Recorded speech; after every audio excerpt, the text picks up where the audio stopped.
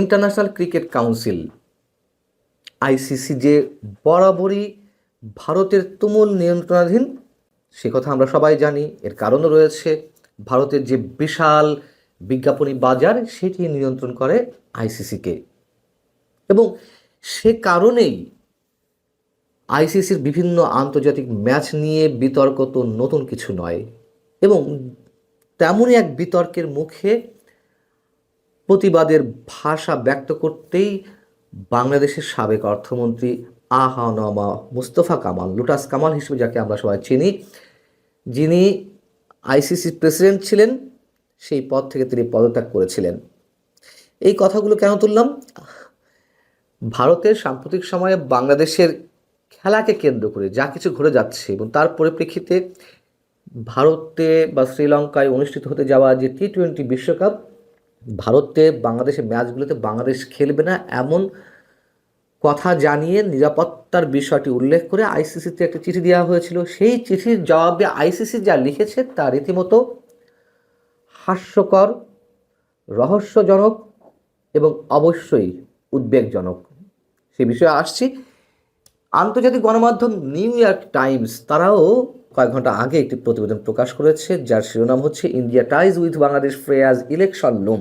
অর্থাৎ বাংলাদেশের নির্বাচনকে সামনে রেখে ভারত এবং বাংলাদেশের যে তিক্ত সম্পর্ক, সেটি এখানে হেডলাইন করা হয়েছে। যদিও তারপরেও ভিতরের মূল বিষয়টি হচ্ছে, যেখানে বলা হচ্ছে যে বাংলাদেশ ভারতের সম্পর্ক যে তিক্ততার তলানিতে গিয়ে পৌঁছেছে, তা শুরু হয়েছে মূলত রাজনীতি কেন্দ্র করে 5 আগস্ট 2024 শেখ হাসিনা সরকারের পতনের মধ্য দিয়ে। পরবর্তীতে সেটি কূটনীতি এবং ব্যবসা বাণিজ্যের ক্ষেত্রে প্রভাব বিস্তার করতে শুরু করে।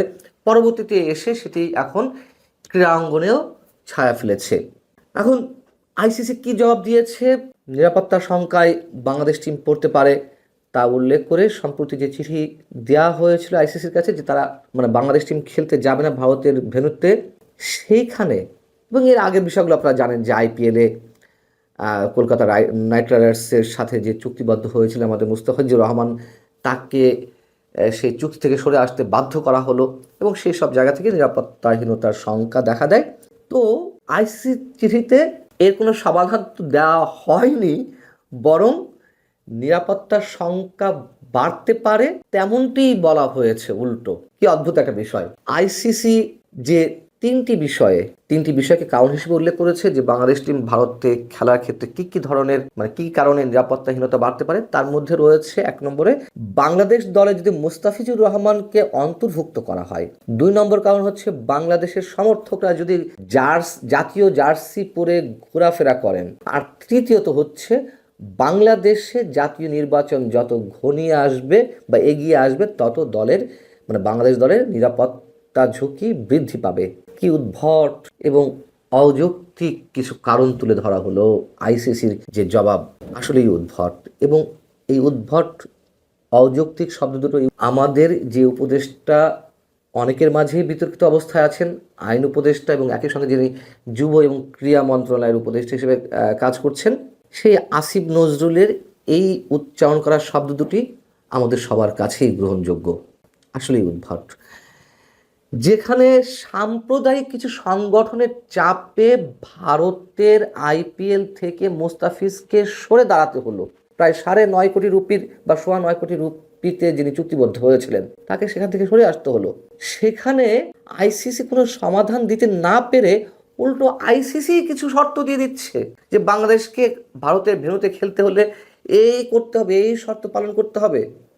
এর মধ্য দিয়ে আবারও প্রমাণিত হলো যে আইসিসি নিজেও উগ্র সাম্প্রদায়িকতাবাদের কাছে জিম্মি হয়ে পড়েছে। ভারতের উগ্র সাম্প্রদায়িকতাবাদের কথা বলছি। ভারতের যে কট্টর হিন্দুত্ববাদী দল সরকারে রয়েছে বিজেপি, সেই বিজেপির অন্যতম মূল নির্ধারক সে দেশের স্বরাষ্ট্রমন্ত্রী অমিত শাহের সন্তান ছেলে জয় শাহ এই মুহূর্তে আইসিসির চেয়ারম্যানের দায়িত্বে রয়েছেন। এবং ধরে নেওয়া হচ্ছে ভারতের সরকার অন্তত এক্ষেত্রে বাংলাদেশের সাথে যা করছে একেবারে অযৌক্তিক, এবং এর সঙ্গে আমাদের দৃষ্টিতে অযৌক্তিক হলেও এর সঙ্গে 2 দেশের রাজনীতি, একই সঙ্গে ভারতের অভ্যন্তরীণ রাজনীতি, বিশেষ করে পশ্চিমবঙ্গের রাজনীতি জড়িয়ে রয়েছে, সেটি আবার বেরিয়ে আসছে।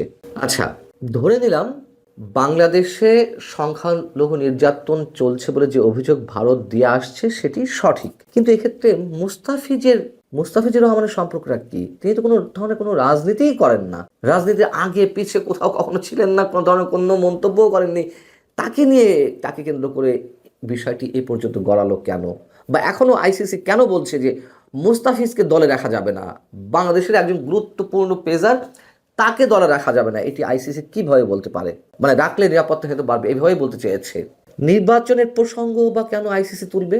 যে নির্বাচন যত ঘনিয়ে আসছে, মানে বাংলাদেশের নির্বাচন যত ঘনিয়ে আসছে, ততই ভারতে বাংলাদেশের দলের নিরাপত্তাহীনতার সংখ্যা বাড়বে।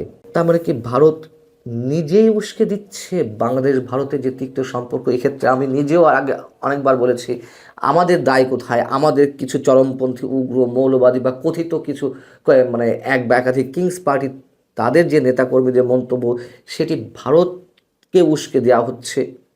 কিন্তু এই ক্ষেত্রে তো আমরা এই ধরনের মন্তব্য আর করতে পারি না। আর সবচেয়ে হাস্যকর, বাংলাদেশের জার্সি পরে বাংলাদেশের সমর্থকরা ঘোরাফেরা করবেন ভেন্যুগুলোতে, সেক্ষেত্রে এটিকেও কেন নিরাপত্তাহীনতার ঝুঁকির কারণ হিসেবে এখানে উল্লেখ করা হবে? এর আগে এনডিটিভি একটি খবর দিয়েছিল, যে খবরে বলা হয়েছে যে ফিক্সচার অনুযায়ী কলকাতা আর মুম্বাইয়ে বাংলাদেশের বিশ্বকাপ ম্যাচ হওয়ার কথা থাকলেও আইসিসি চেন্নাই আর থিরুভানান্তপুরমকে বাংলাদেশ ম্যাচের নতুন ভেন্যু হিসেবে প্রস্তাবনা দিতে পারে। এবং সেই খবরের পরিপ্রেক্ষিতে বিসিবি পক্ষ থেকে কোনো ধরনের মন্তব্য করা হয়নি, শুধু বলা হয়েছিল যে সেই ভেন্যু দুটো তো ভারতেরই, ভারতই তো আমাদের দলের জন্য নিরাপত্তার ঝুঁকি হয়ে দাঁড়িয়েছে। আমাদের ক্রীড়া ও যুব উপদেষ্টা এবং একই সঙ্গে আইন উপদেষ্টা, তিনি যে সংবাদ সম্মেলন করে এই কথাগুলো জানিয়েছেন, যে কী কারণ উল্লেখ করেছে, সেখানে তিনি সাংবাদিকদের উদ্দেশ্য করে বলছেন যে আইসিসি যদি আশা করে আমরা আমাদের শ্রেষ্ঠ বলারকে বাদ দিয়ে দল গড়ব, সমর্থকরা জার্সি পরতে পারবে না, আর খেলার জন্য নির্বাচন পিছিয়ে দেব, তবে এর চেয়ে অবাস্তব প্রত্যাশা আর হতে পারে না। অবশ্যই অবাস্তব প্রত্যাশা। আমরা ওই অন্তত আসিফ নজরুলের এই কণ্ঠের সঙ্গে কণ্ঠ মেলাতে চাই। তিনি বলেছেন যে আইসিসি কোনো একক দেশের নিয়ন্ত্রণে চলা উচিত নয়। এটা সবাই বলে আসছে আমরা বছরের পর বছর ধরে। ক্রিকেটের উপর কারো মনোপলি থাকা উচিত না। আইসিসি যদি সত্যি গ্লোবাল অর্গানাইজেশন হয় এবং ভারতের কথায় উদ্বাস না করে, তবে অবশ্যই বাংলাদেশকে শ্রীলঙ্কায় খেলার সুযোগ দেওয়া উচিত। এই প্রশ্নে আমরা কোনো রকম নতি স্বীকার করব না। দেখুন, এই জায়গাটা আসিফ নজরুলের বক্তব্যের সাথে খানিকটা একমত, খানিকটা দ্বিমত পোষণ করি আমি। নিরাপত্তার বিষয়টি দুই দেশের সরকার বা বিশেষ করে ভারতের সরকার আমাদেরকে নিশ্চয় দিতে পারে। সেক্ষেত্রে হয়তো আমরা নমনীয়তা দেখাতেই পারি, অথবা আরও ভালো হয় যদি বাংলাদেশের ম্যাচগুলো শ্রীলঙ্কাতে শিফট করা হয়। তবে সর্বসাকুল্যে বলতে হবে, ভারত যা করছে, ভারতের ইন্ধনে আইসিসি যা করলো বা করছে, সেটি কোনোভাবেই গ্রহণযোগ্য নয়।